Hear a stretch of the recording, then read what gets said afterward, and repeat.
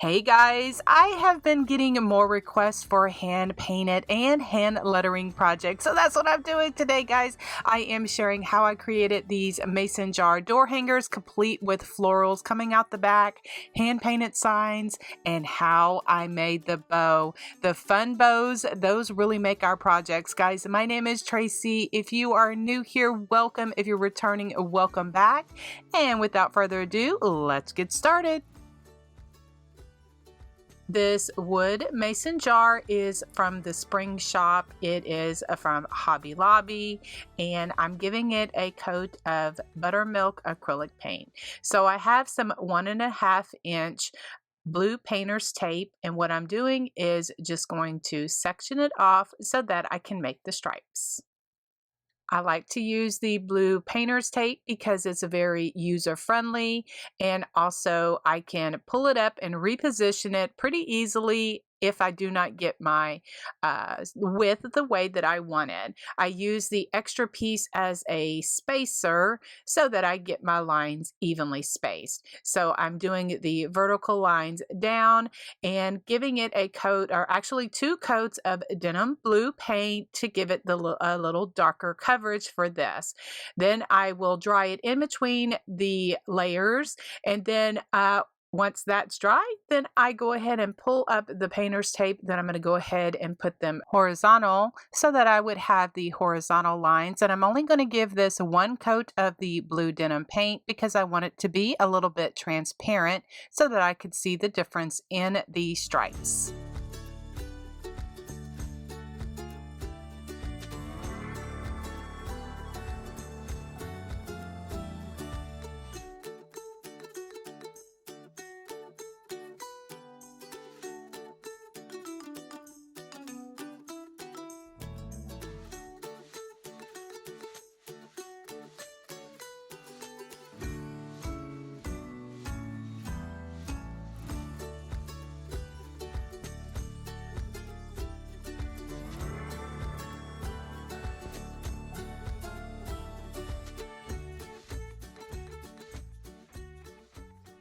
So I'll continue to paint it up and give it some of the whimsical touches that I like for my painted projects.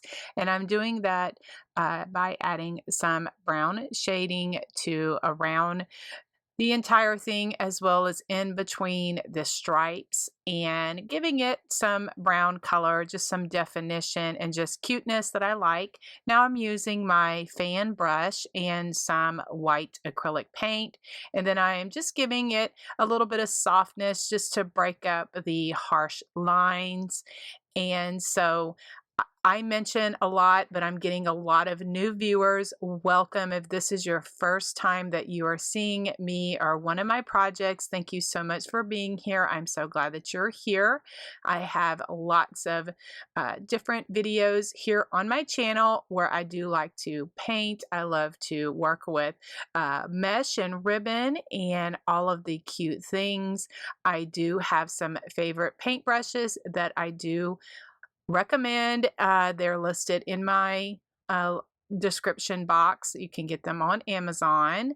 I do have lots of other painted projects that if there is something that I'm doing and you're not clear about, just leave me a comment and I'll try to explain it the best that I can. So I like to add just a little bit of paint to those to give it a little bit of softness. Then I'll take my black Sharpie marker, go around and give it the black lines because I love the outline. I really feel that it just finishes off my projects, and so I'll do that. Then I'll go back and add a little bit of paint splattering because I do like that for my painted projects. I do have a paint splattering tutorial video that is listed in the description box if you would like to reference that. All right, so then for the top of the mason jar, what I have here is one of those sticky tiles that are very popular in crafting. Now, I got mine at Family Dollar because I can never find mine at Dollar Tree. But since I bought some of them, I have seen those, but you can also get them at Dollar General and Family Dollar.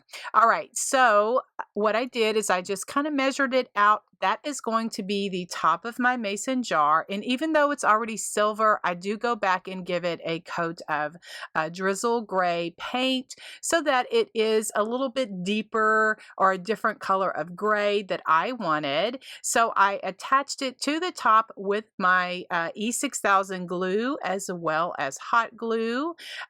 These tiles are thin, so just be careful so that you don't burn yourself. So then here I've already painted it off camera with the gray. So then I'm going to take some metallic silver paint. It's kind of a glue, you know, it just sparkles just a little, it's a little metallic.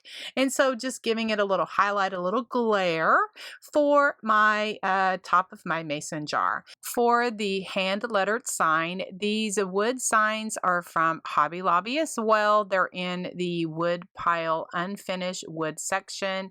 I'm giving it a coat of the buttermilk acrylic paint. Then I'm using my thin liner brush just to give it some gray stripes down the actual sign. I like that for just give it a little bit of background, just kind of break it up where it is not so just a solid color. And so I'm using granite gray as the paint color for that. Once that's dried, then I'm just using that number 2 flat paintbrush that is included in that paint pack that I like. I'm just using that and just hand lettering welcome fall. And so what I do, guys, is I have been hand lettering for many years, and I was determined to learn how to hand letter. And so it is some God-given talent, but also He has given me the patience that I wanted to learn. And so I am just hand lettering welcome fall. Now, as I've mentioned in previous videos, but if you're new here, if this is your first time watching one of my videos, I have some handwritten fonts that I have found that has dots on them. But I want to encourage you, if you want to learn how to hand letter, find a font that you like, download it onto your computer, print it out on copier paper. Then you can use some graphite paper or tracing paper, and you can learn how to hand letter. That is my best recommendation of if it is something that you want to learn how to do. I am drawn to the more whimsical, blocky fonts with the little happy dots. That's what I call them. And what I'm using here is just the end of a large paintbrush. It is a flat paintbrush on the end, and then I am just using that to put my happy dots on. I like to do that sometimes too. I also use my paintbrush. It really kind of just depends on what kind of mood I'm in and if I can get my paintbrush to work correctly. So once all of this is dried, then now I'm going to go in with another paintbrush and add some brown shading on there. Usually I do this before I hand letter. I put some little shading on my little stripes, but I completely forgot to do that. I was so excited to start hand lettering and putting my wording on here. So I'm doing it after the fact, but usually I like to add a little bit of shading to those little stripes. And so it was all good. It just, it's crafting. We just work it out. And so then now I'm just adding a little bit of brown shading. And the brown that I use is milk chocolate from Americana. It's an acrylic paint. And I'm just adding some brown. And it just really kind of enhances it. It gives it the rustic look and just really cute.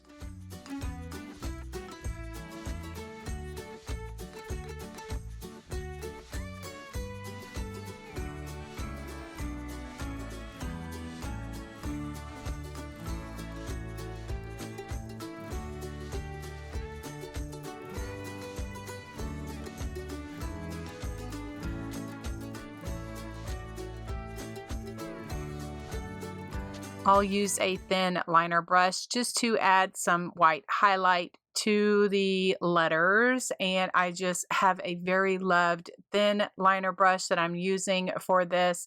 I do get questions about this little liner brush, and it is just one that I've had for many years. It's lost some of the bristles. That's why I can get the really thin lines. So I recommend getting a thin liner brush, pulling out some of the bristles on it, cutting them out or something like that to give you some really thin lines. So once I get all of this on the letters that I want, then I'm going to add some paint splattering as well as black Sharpie marker.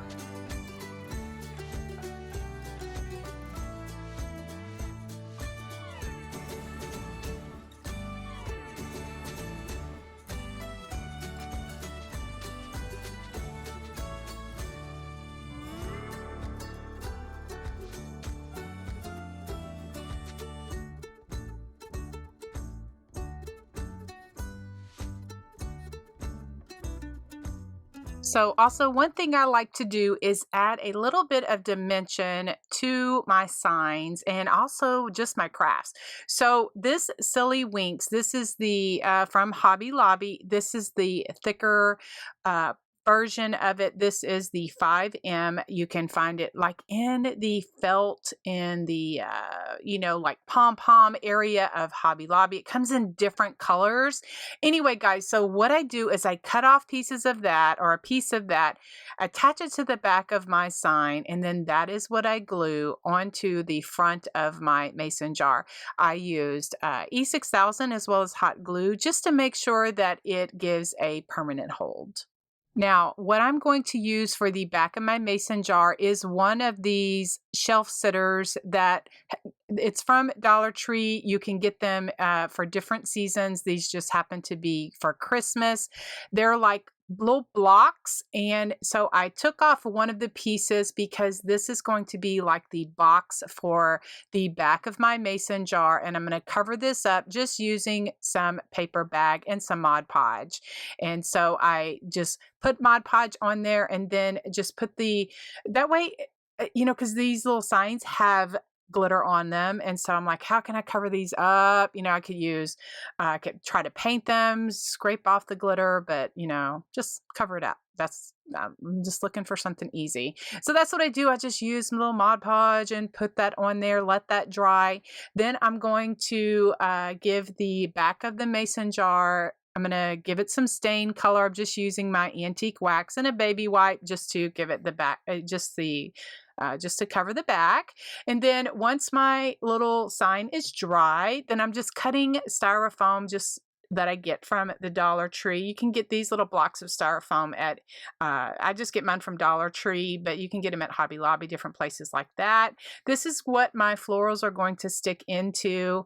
And then once I get this cut down the way that I want, then I'm going to attach the box to the back of my mason jar just with E6000 and hot glue. And this little box just it just acts as a small pocket for my florals. And I just love this. I picked it up from a fellow creator and I thought it was genius. So these florals came from Michael's. I have some from Hobby Lobby. I have some from the Dollar Tree. I have just different ones that I just loved. I'm like, oh, this will be perfect for my little arrangement. So I cut them off and then I am going to be sticking those in my back of the mason jar. And I am not a professional florist. I just kind of start sticking them in there and I like the look that, for my project. And I just love this so much, guys. I also add some Excelsior because I love that special whimsical touches that it gives. And I make sure my florals do not stick out on the back so that it lays nicely against the door or the wall. So I did off camera drill 2 holes with my electric drill. They're at the top of the door hanger. And then this wire is what I'm going to use to add for the actual hanger for my door hanger. Now this wire came from Lowe's. My husband picked that up for me. Then now I'm going to make a bow and I'm just using just different 2.5 inch or 1.5 inch ribbons. I'm just going to be making various loops. I'm using my Easy Bow Maker. I got that from Deco Exchange. If you are not familiar with that, it's just helps me. That is my favorite bow making assistant. It just kind of has the dowels and just put the little put it in between the dowels. I'm just going to, it just really helps me. Everyone every crafter, every bow maker, every wreath maker finds different tips and tricks that works for them. So I'm just going to just be putting the loops like this and making a bow. I call a little whimsical bow because I have the different tails going different ways and just layering the different ribbon. Now I do have a bow tutorials playlist. I'll link that in the description if you would like to see a more slower version of how I make bows and different things like that.